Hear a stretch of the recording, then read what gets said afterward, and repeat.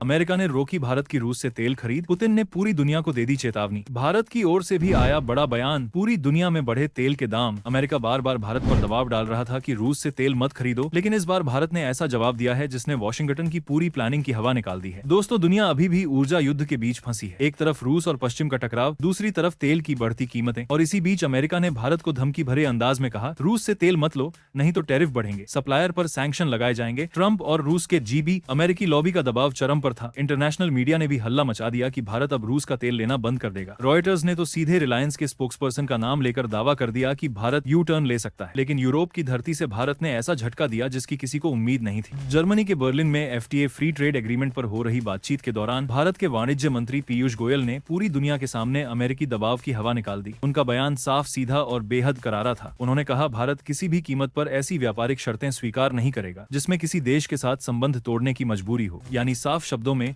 America अपनी शर्तें अपने पास रख, भारत को ब्लैकमेल मत करो। यह बयान सिर्फ एक डिप्लोमेटिक स्टेटमेंट नहीं था, ये एक पॉलिटिकल सर्जिकल स्ट्राइक। अमेरिका सोच रहा था भारत डर जाएगा, लेकिन भारत ने उल्टा सिखा दिया कि दुनिया का लोकतांत्रिक सुपर पावर कौन है।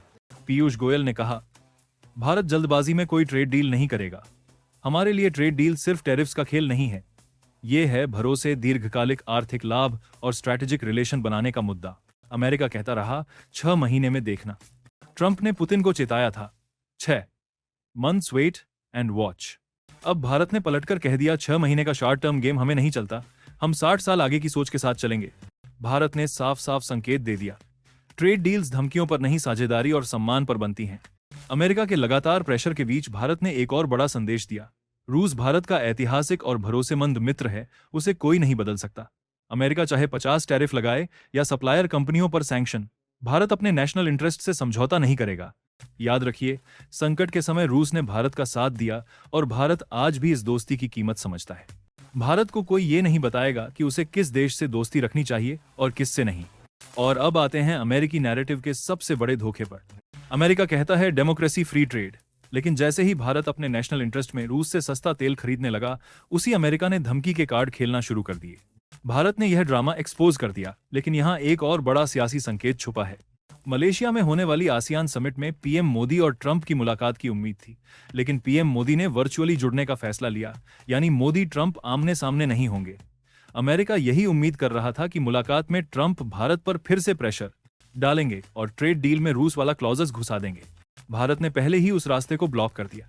भारत अब किसी भी सुपर पावर के दबाव में नहीं आने वाला। भारत ने ट्रेड डील को अमेरिका की मनमानी से अलग कर लिया।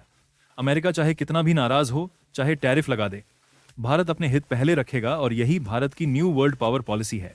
सबसे बड़ी बात, भारत ने अब ओपनली अमेरिका को संकेत दे दिया है, हमें मत सिखाओ कि हम किसके दोस्त हों, हम अपने दोस्त खुद चुनेंगे, तुम नहीं।